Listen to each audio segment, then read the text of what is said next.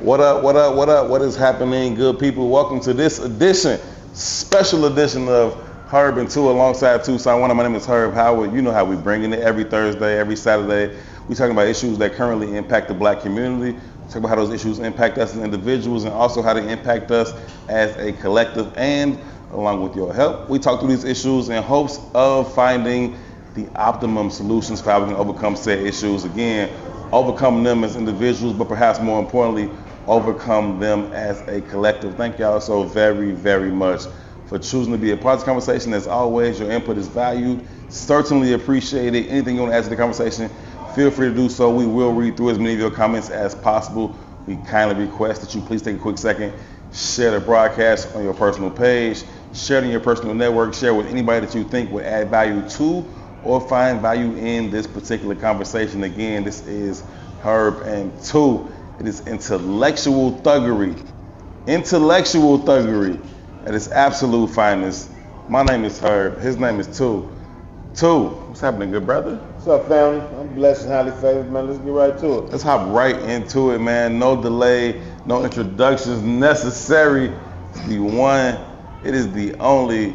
Trae the Truth is in the building, man. Touching down on the soil, he's in the shot. He's out here doing a tour, doing a press run for his upcoming project. Trae, what's good, man? How you feeling? Man, I'm cool, man. You know, as long as I'm working, I'm blessed. So I ain't never known you to not be working. Keep it a buck with you. That mean I'm blessed. So you've been blessed. You've been blessed for about 25 years in a row. And sharing them at the same time. Man, that's the key right there, sharing them, right? A few minutes ago, Mike was on the mic, Killer Mike for that matter, came out to support you. He gave a brief mention about Fred Hampton being one of his heroes. And he mentioned you in the context of that conversation, like you being a Fred Hampton, you know what I mean? Or shout out Mike, but yeah. Yeah, branch off that Fred Hampton tree, you know what I mean? I know a lot about you through other access points, other media options, and it's more about your activism than even your music. When it comes to the Midwest, like they push more of your activism conversation more than they do your actual music, you know what I mean? Like what drove you to that? Thinking about rap in general, like that's not common for, you know, the average MC or the average guy pursuing music, or, you know, what's your commitment? Why is your commitment to the community so great? For those who know me and really been following me, I've been doing this before I was on rapping. That's just my natural heart, you know? And I think that's just in my DNA. My kids do the exact same thing, you know? I think God set it up for music to be my outlet and my platform to gain their attention, you know what I'm saying? But it's always about just being there for people. It ain't really about even being there financially. It can be that just that moment of caring might make somebody not tap out. I can tell you a million stories of people who hadn't changed the outcome of how their situation would have went or the direction they was going just from me pulling up to even hear what they talking about. You know what I'm saying? And I think with that, man, it's with me being so dedicated just to the people. One reason is that's who built me up to be who I am. So it's only right to give back. And two, when you share your blessings still come back unlimited, you know what I'm saying? So I continue to bless other people, so. I fuck with that, man. Quick question, it's the 50th year anniversary of hip hop, right? Yeah. I was listening to Special Ed on Drink Champs. Mm-hmm. And Special Ed kind of spoke about NWA being one of the remnants of the fall of our community because of how hip hop music kind of promoted a certain kind of energy, you know what I mean? And I never really aligned myself with that thought process. But as I get older, bro, sometimes I wonder if what my generation created is poisonous to the youth. Man, so it's different ways to look at that, man. And I'm one of them people, man, I'm just a realistic person. Instead of me pointing blame, you know, sometimes it can go either way, because shit, I came up watching Rambo, Terminator, I came up watching gangster movies, I come up watching all that. So would it be fair to say that that's the influence on me, as well as to say that the influence on everybody out here is only the music? You know, at the end of the day, man, it's multiple things that come with that, you know, from even having the right people in that household to kind of pull their coattail when they tripping or when they slipping, or give them the game that they need, you know. Now, true enough, some don't have that, so they have to be raised off the music, you know what I'm saying? So it's so many different aspects, but one thing I don't do is like to say it's only because of the music. Now, like me and T.I. talk all the time, man. Like, we done our fair damage in the streets. You know, I'm still in the streets every day. Like, I love my people, but at the same time, you can always fix a lot of things too, you know. So you got to think. I made it cool, and I can honestly say I'm one of the few that made it cool to give back. So it's ways we can go in there and direct the youth, because you got to realize you can have the youth looking at somebody that's telling them to bust heads, and I can walk in the room and they're gonna have the same energy and excitement just for me too. You know what I'm saying? Just from being the OG status of what I stand for, everything I do, and believe it or not, it gains more attention and more energy from a lot of people within the community itself when they able to be a part of giving back. That shit exciting. I can tell you some cold-blooded killers that blow my phone up on the regular. Man, when the next time you gonna give out stuff, bro? I gotta be part of that. So it's so many different aspects to it. We operate kind of. I'm sorry. We operate kind of in that same energy, right? Yeah. Even the tagline of our pod is intellectual thuggery, right? So we ain't disconnected from the streets at all. Right. But I think at a lot of levels, man, one of the things that we recognize, right? There's a genuine article, and then there's the presentation or the performance art, right? And being in Chicago, right, this is maybe the disconnect for me, right? Chicago has created something a little bit different in this new element of drill music, right? Yeah, I get it. And I don't know if you know, like, the geography of the crib, right? We in Hyde Park right now, right? Booming industry, you know, diverse neighborhood, diverse economic engines in this neighborhood. The birthplace of drill music is less than a mile from here. Okay. Right? So you got zero net worth, one of the wealthiest communities in the city, then zero net worth, zero net worth, zero net worth. It's like lined up.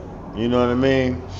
And what I found, man, is that a lot of the shorties, because it's like hopeless, and I agree with you, there's a multitude of engines that is fucking us over. You know what I mean? I agree 100%.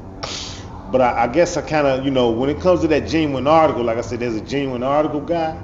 He recognizes the responsibility he has to the community. You know what I mean? Not to cut you off, all that comes with growth, you know? A lot of us, man, I go back to look at some of the shit I did back then to now. It comes with growth, and people like even myself, we still growing to this day.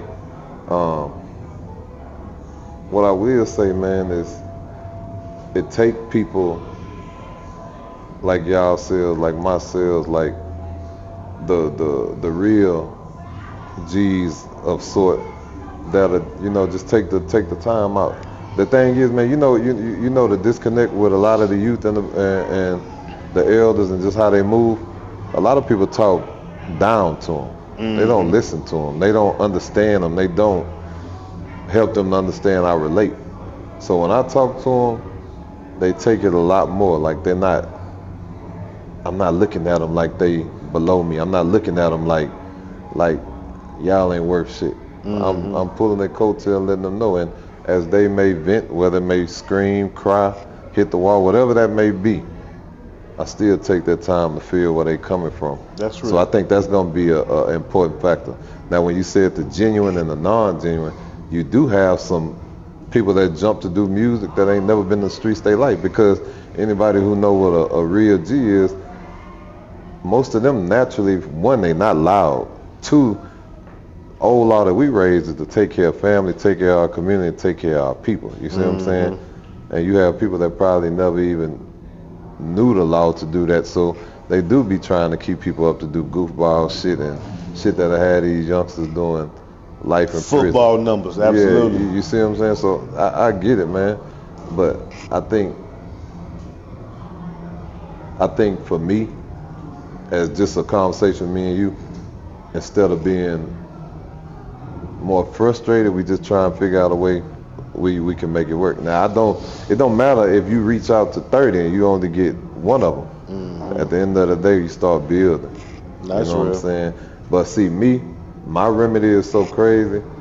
I've always, with the youngest in any city, I always find the one that's similar to me, because the one that's similar to me is gonna be the one that damn near lead them, the one that you can't really persuade. He gonna do what he wanna do, how he wanna do. Mm-hmm. They'll follow him. But if you give him the right game and you show him the right thing, you plant that seed, start growing. And the ones that ain't there gonna get weeded out, you know what I'm saying? Agreed. But guess what, if you have 5 or 6 solid ones, they'll start spreading that, as opposed to have 20 or 30 that have no idea what's really going on and just on some bullshit. It's real. You talk about Tip, you talk about you, Tip, this idea of being able to be in the middle, right? The middle between older generations, these OGs who really taught us what it was like coming up and understanding what this country really meant to us. And these white folks don't fuck with y'all. And this what the reality is, and this is how you gotta get it. But also what that means to generations below us to say, all right, y'all gotta understand both sides of this game.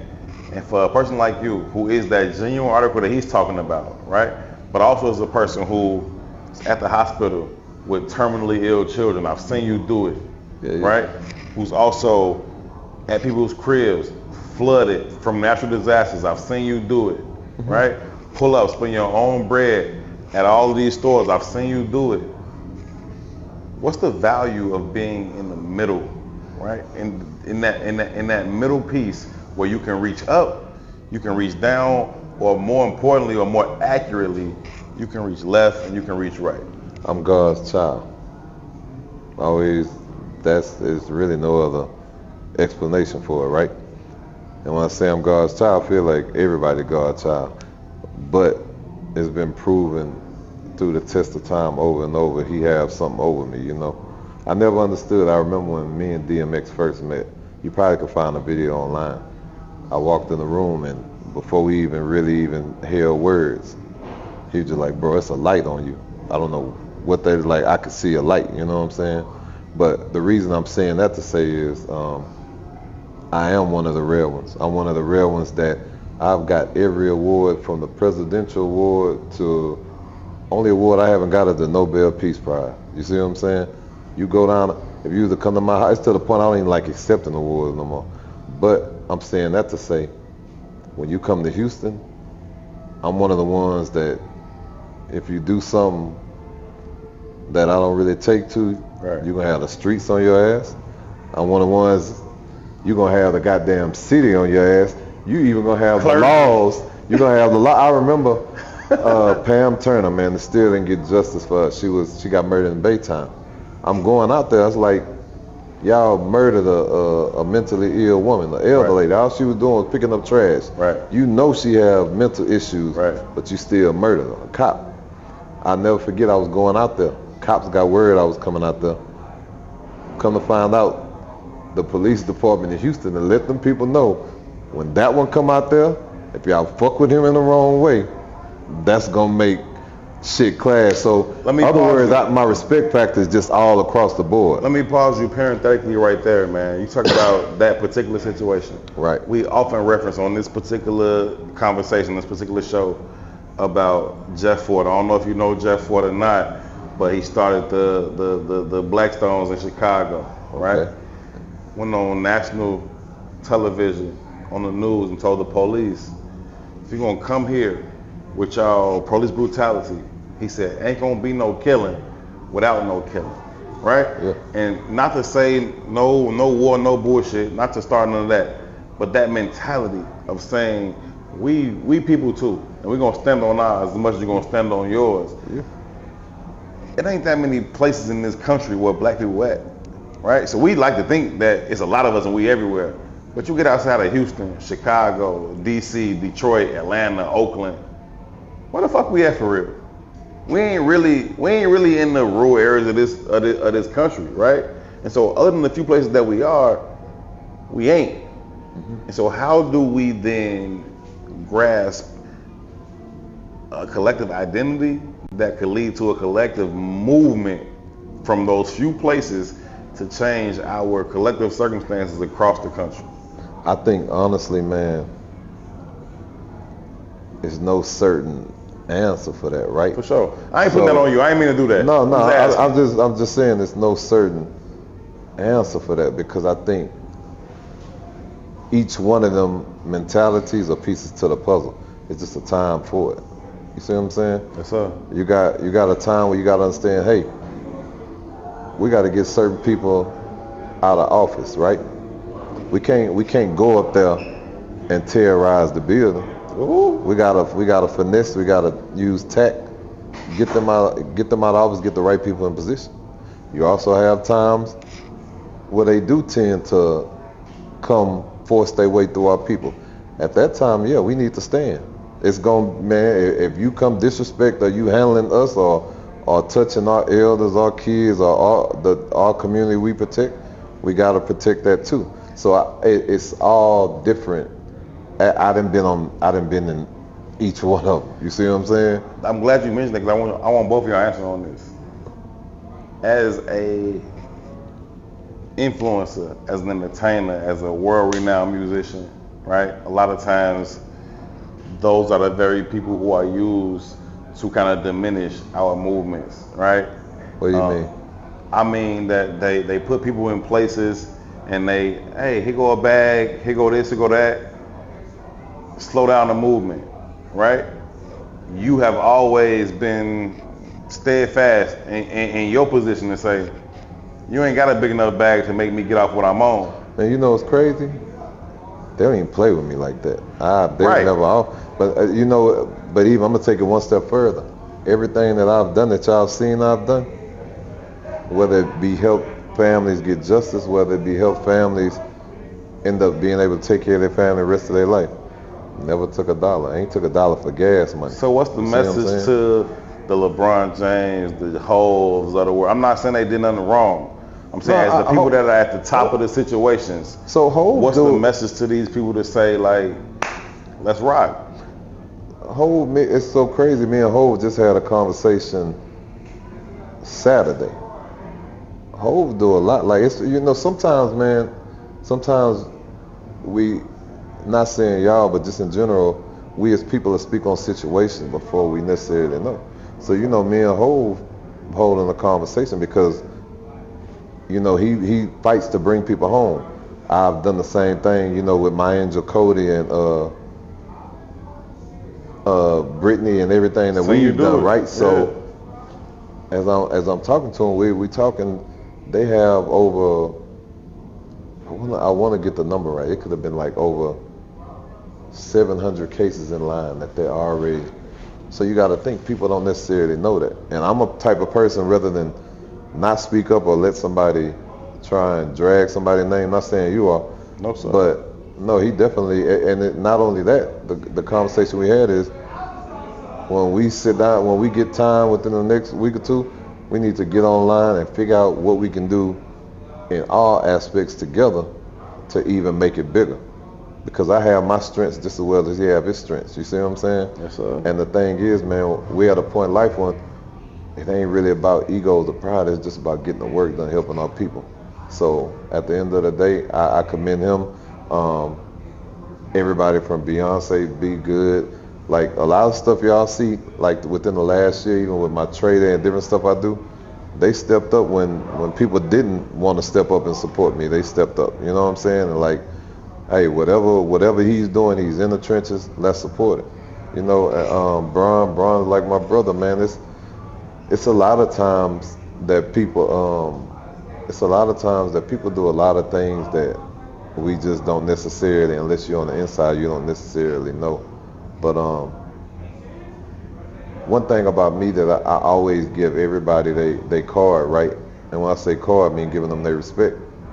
And a person don't have to do, I don't even know if I can cuss, but a person don't have to do a bitch ass thing for nobody. Damn thing. So if it was LeBron only decided to give $10 to somebody, that's still a blessing. I say it all the time personally. Like, you get a lot of people to be like, yo, the LeBrons, the Jays, they should give this amount. I'm like, okay, cool. Yeah, but whatever percentage of their shit is that they trying to give, if you're not giving that same percentage of whatever your shit is, then you can't call him out. Right, because the thing is, LeBron, you got to realize he didn't have to take the time to build at school. He don't have to take the time to do a lot of things that he does. You know what I'm saying? Even with me, right? My life more damn near dedicated to the people than it is my own life. And you still have people that be like, well, why Trae do this or why? And they have no idea what goes on, man. But I think my remedy for that always is I don't put fault, I don't put blame, and I don't put expectations on nobody. It's just whatever it is that they're doing, man, it's a blessing, you know. I used to have a thing that would go on, right? I would go help people, and you have people just that want to compete. They think that they being sharp, like, man, he doing this, let me do this, and I'm gonna show the world I'm doing this. For me, guess what? Don't really matter what you're doing, because guess what? For me, it worked because I still made you help somebody else. Somebody who didn't get the help from me still got some help, so it works itself out, man. You know what I'm saying? I know you only got a couple minutes left, man. I want to challenge you. Yeah. And it's crazy. We doing this interview. I leave here to go to Denver, but then I leave there to go right to Kentucky for Breonna Taylor family. We still fighting for justice for that. You know what I'm saying? Salute. But go ahead. I want to challenge you. We had the opportunity to sit down with a 1964 Super Bowl champion the other day, a brother named Walter Beach. Okay. Real deep dude, like eye-opening in our conversation. You know what I mean? Just had some experiences that none of us on this couch could ever understand. For sure. Like 90-year-old dude. For sure. Right. You know what I'm saying? And you said, I'm God's child a minute ago. He didn't say he was God's child, but he said it was a divine plan, right? He was like, he happened to be in the Ali Summit photo. He's in the Ali Summit photo where you got Ali, Jim Brown, Kareem Abdul-Jabbar, he's in Bill that Russell. photo. You know what I mean? We was talking about his commitment to our community.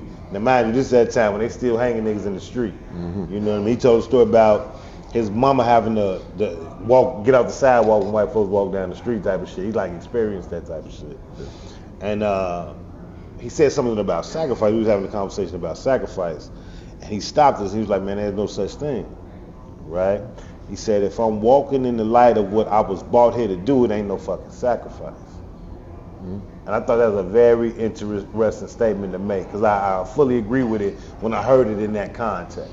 I was just gonna say it can probably be took to both ways in that context, but also the context of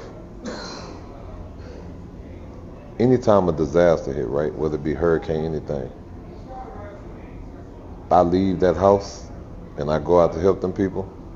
I do look at that as even though it's my job and what I'm supposed to do, I look at it as a form of sacrifice, not as it's just necessarily taking away the time, but I look at it as sacrifice because this is a chance I may not come back. Anything I do. And when I say sacrifice, it's not even necessarily a sacrifice. For me, it's a sacrifice because everybody wants to get back to their family. Everybody wants to get back to their kids, get back to... Or just post up with your people. You ain't got to leave at all. Right. And I feel like every time I walk out that door and I don't know what's going to happen, you keep faith. But I still can look at it as a sacrifice. I don't know what it's going to be, but I do it. I'm in Chicago moving around by my goddamn self right now. I've been doing it all day. And that's at the end of the fire, day. But, you know, they love me here. You know what I'm saying? But still at the same time, you never know what nothing can be, bro. Let me get into a few things that's a little bit funner. But first, before we get into a couple things I want to get into that's a little bit funner. The album, the project is dropping, man. Can we talk about that? Yeah, man, Stuck in Motion, man. I feel like, and it's crazy when you went to talking about the music with how we can influence people, right? And I got to a point where it's like, man, the climate or the culture and everything that we're going through is already tense enough. I want to show people shit, even though I'm going through hell and shit, stuff going on. I'm unbothered, man. I'm blessed. Yeah. I ain't finna whine and complain. I'm gonna enjoy life. A lot of times we don't enjoy life. We too busy dwelling on what's wrong. And you know, that's the reason I wanted to do that album, so I can show them like, hey bro, I'm gonna show you we can get money, I'm enjoying life. At this point, like when I say growth, right, I'm still growing now. Because a person can say something that I don't like, and I'm one of the niggas that's ready to go in your mouth. And I used to think that's the way to do it, because if I don't go in your mouth and you play with me, then I feel disrespected. I feel like a hoe.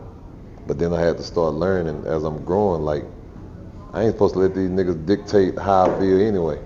One You know of the what I'm saying? monitors I'm on not our supposed show, to- bro. Huh? Is, can you beat my ass, though? That's one of our taglines.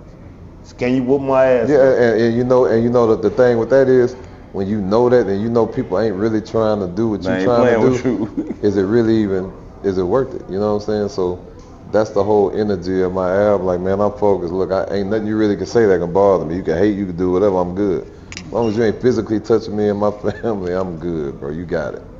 And I think when you show others that, you know, it's all a trend. People gonna follow.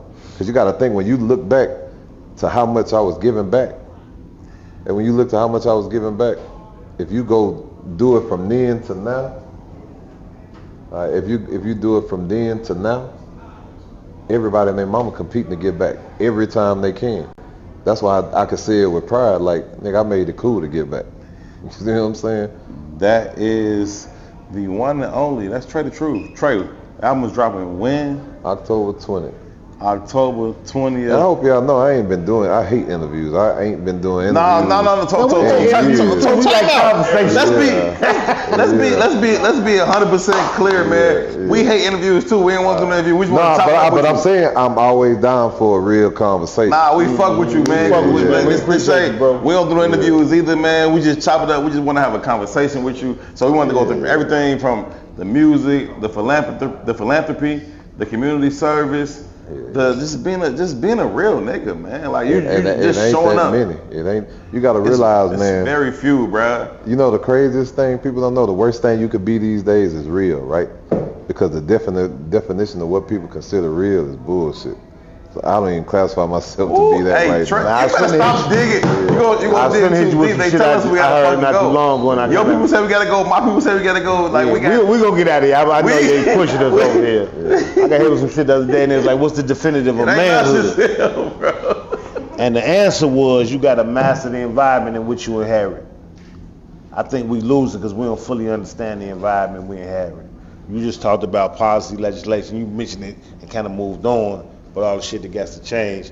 As men, that's part of the environment we inherit. I see shorties. I'm in the areas, in the projects where the drill music is created. We out here too, right? I got them 30 that you talk about. They rocking with me. We outside. You know what I mean? But they rocking with me because I'm genuine. They can see the love, I got something to offer, right? Even if all I got to offer them is a meal and some information, they fucking with it because ain't nobody else paying them no attention. Yeah, you got people that probably could change a lot of people's lives, that will go in their house, close their door, go to sleep thinking about nothing that's going on in the real world. Yeah, that's real shit, man. But we appreciate you, brother. Like, genuinely, we to appreciate you as the kind of man you are. We want you to know that, man.